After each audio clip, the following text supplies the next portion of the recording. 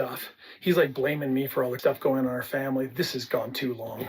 Garrison, who I asked to move out of the house probably 6 months ago, and then he's mad at me that I'm not coming around, and he basically just tried to cut relationship. I love you, Dad, but this is goodbye for Garrison's like, Dad, you're being a hypocrite. You're not coming around. And I about lost, and I'm telling you, he's calling me a hypocrite when he's the one that can't be an adult and go get a place. We're not working like a family.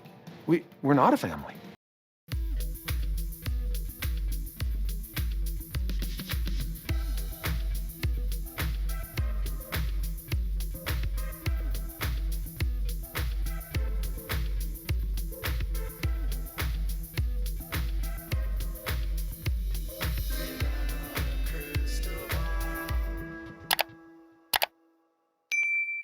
Hey friends, it's Katie from Without a Crystal Ball. Welcome back to my channel. It is Tuesday, May 14th, 2024, and I hope everyone's having a wonderful day.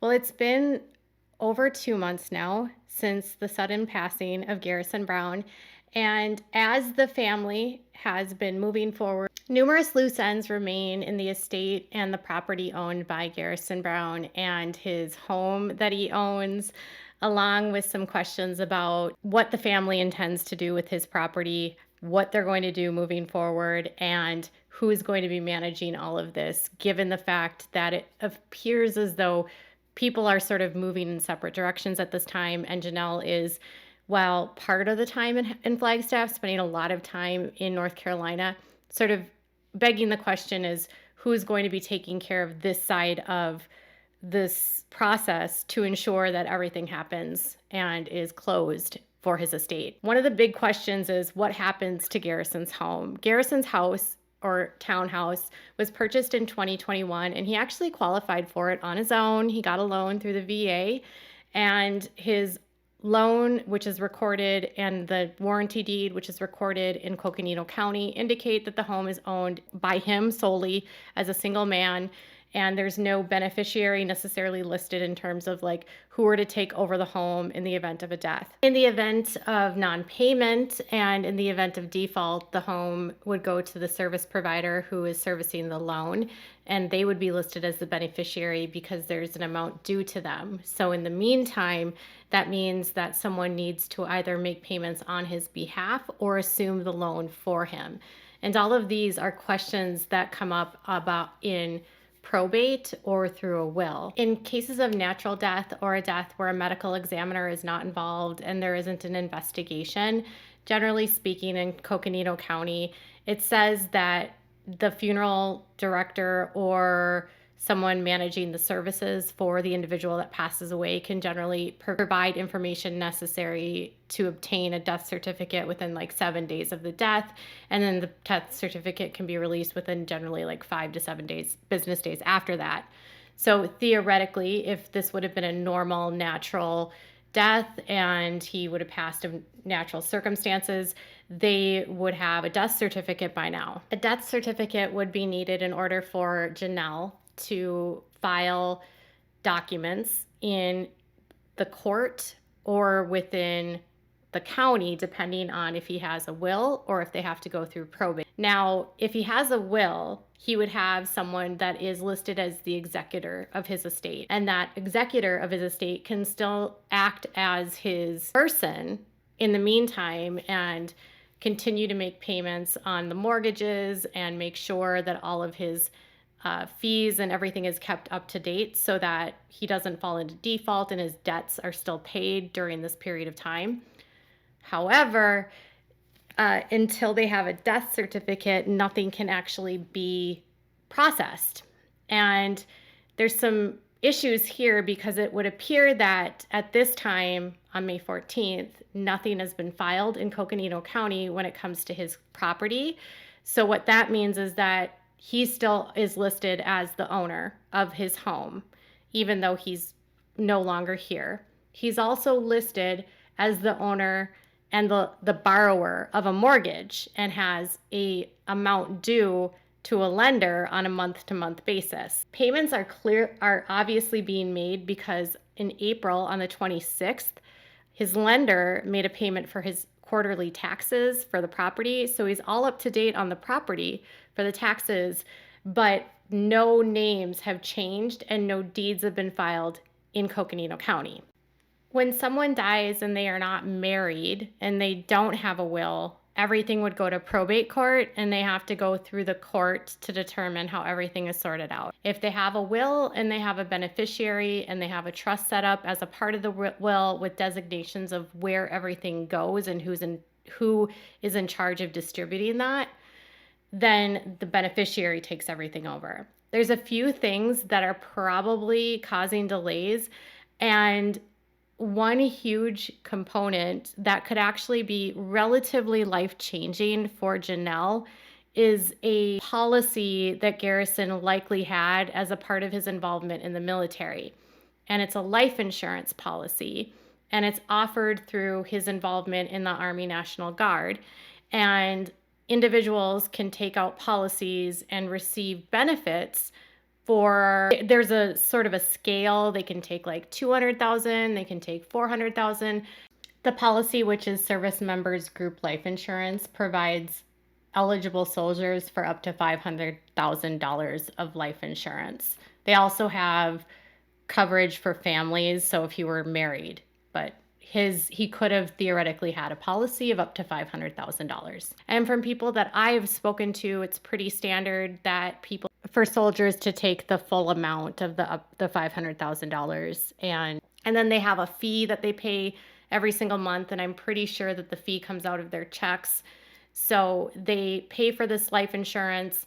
The life insurance has a designated beneficiary, and then upon death, the insurance company can pay out that benefit. So in the purposes of a life insurance policy, Janelle would need a death certificate. And without a death certificate, she can't do really much of anything. She would have the ability, under the stipulations of the policies that are offered through his branch and through the Army National Guard, death by suicide is covered as far as claims. There's only a few deaths that are not covered, and death by suicide is not one that's not covered. Someone that commits treason is automatically not allowed to get access. Someone that commits war crimes, they have to basically commit a crime against the United States or within the military to not get death benefits.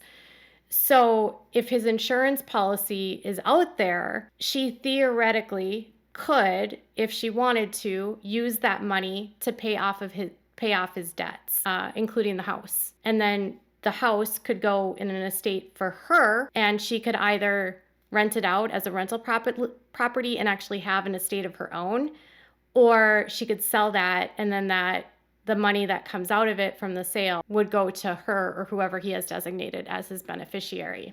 Regardless of what her plans to do, whether she plans to keep the property or sell the property, she can't do anything right now without the death certificate, and she can't get access to the life insurance without the death certificate, and she can't assume the mortgage without the death certificate. Can't imagine what it must be like to have to go through that process and have to wait. But according to Coconino County, toxicology reports can take 6 to 8 weeks and sometimes longer, depending on what they have to test for. We would know in Coconino County, the recorded documents, we would know if she had filed for a beneficiary deed, which is a deed that's allowed in the state of Arizona, where someone can actually transfer the deed to the beneficiary upon the death with the death certificate. They just have to file the form in the county, and then the deed is claimed over to them and they take over the home. And then they also are able to take over and assume the mortgages. They actually have to contact the lender to assume a mortgage, and according to riders that are on his loan agreement, she would have to be able to qualify under the terms of what he qualified for. And there's also a slight fee for her to be able to assume it. Because it's a VA loan, they have all of these stipulations in place. I'm assuming because some members will pass away while they're in serving the military. And so there's assumption bylaws as a part of his loan. Let's assume that he has a will and everything is already figured out. He has a beneficiary, he has designated mom or Gabe or whoever. I'm assuming it's probably his mom. As long as there's a will, there will be absolutely no fights at all, and everything is divided the way that he decides in his will ahead of his death.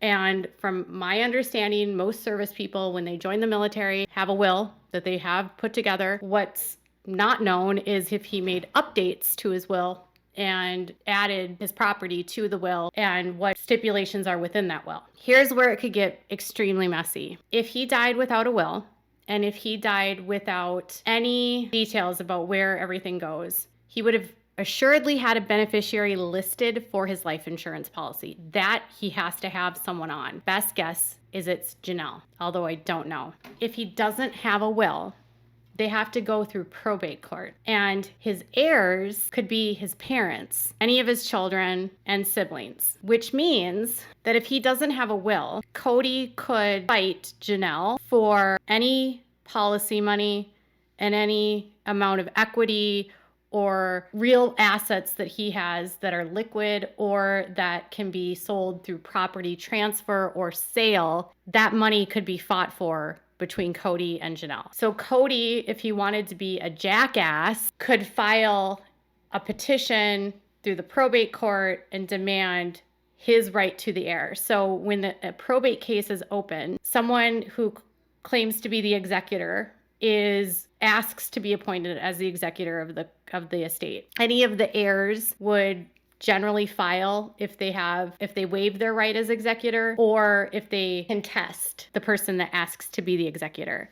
For example, Mary Brown's mom, Bonnie, passed away without a will. When she passed away, Mary had to file in probate court for her estate because Bonnie had liabilities that she needed to pay off. She needed to determine if her estate had any solvency or insolvency. So when Mary filed, she filed as the estate, and she had siblings that filed under her that waived their right to be executors. So basically her siblings, all of Bonnie's kids, filed and said, we waive our right to be executor. We gladly appoint Mary. So Mary was able to settle Bonnie's estate, which was insolvent. She had no money. She was basically broke when she died, and she owed money, so she couldn't even pay off her final credit cards. When it comes to Garrison, his siblings agree that Janelle can be the executor. It shouldn't be an issue. Kody and Robin, Kody, as his father, could contest it and say, no, I want to be the executor. So Kody could say, I'm going to fight you for Garrison's money. Probate court and deaths, when money is involved, can get really ugly in families and can be very awful. I've seen it happen in my own family, in my husband's family. What happens even when wills are involved, when inheritance is divided, and how it can make people, it can really bring out the worst in people. And because Kody is so obsessed with money, and he believes that all money is his money, I'm going to say I hope that he has a will. I hope that the will is clear on who is the executor of the will. I hope it's clear on the division of assets and property and who gets the assets and property, who will manage and pay off his debts and determine the solvency of his estate.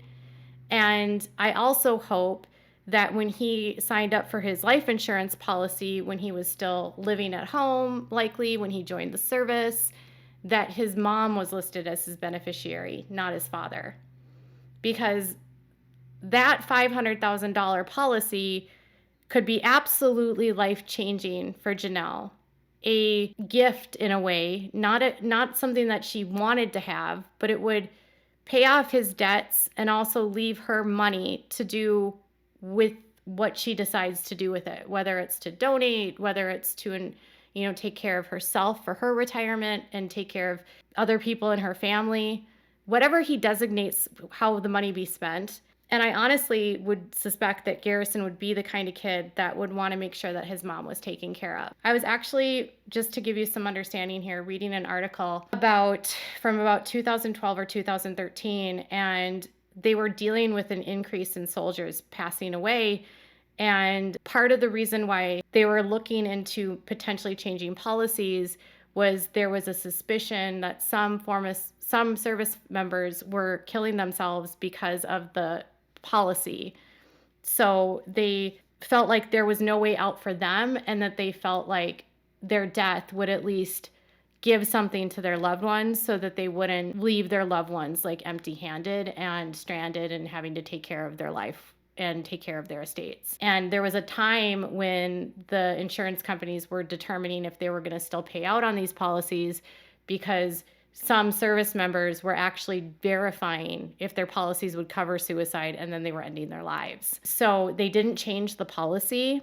But that has been a noted contributing factor for some of these deaths, because they know that they'll be able to leave money for their families. And I'm not implying at all that that's what Garrison did. That was just something that was happening at a point in time about 10 years ago with these policies. And they basically just decided to keep the policies as is. But regardless, I hope he has a will. I hope it's all listed out and that there is no fight, because if there is a fight, that's just more heartbreak for Janelle. And I think everyone agrees that Janelle should be the one that gets the money and is able to determine how it's all executed once everything is solved and his death certificate is received. In the meantime, limbo space is probably heartbreaking for her, and she has to navigate that the best that she can. And in the meantime, we don't know what happened to the roommates. We don't know if she's still renting it out, who's managing that while he's gone. He was actually doing remodeling while he was in the process. Like, he was ripping apart parts of his kitchen and redoing cabinets and refinishing countertops. And there's like things that he was doing within the house that need to either be finished or they have to like sell and just as is. But there's a lot of loose ends that have to get finished up here. And if she's leaving Flagstaff, someone's got to do it. So maybe she can take care of it when she comes back in between. I don't know. But I hope they can get this solved soon. And I hope that Kody cannot fight her on this, because that would be the worst thing ever. And I can totally see him doing it. So let's hope, for the sake of Janelle, that everything gets settled, that this policy is in place, that she can settle his estate, and that they can at least move forward in that respect. And as sad as it is for her loss, that policy could definitely help, at least help her leave the current situation that she's in, where she doesn't have anything. And it would certainly make it easier for her to fully walk away with Kody and be like, dude, I don't even want the property, goodbye. So tell me what your thoughts are in the comments below. Make sure to leave a comment if you have something to say. Make sure to give this video a thumbs up, and please subscribe to my channel if you haven't subscribed, and click on the bell so you never miss a video. Thanks for watching. Bye guys.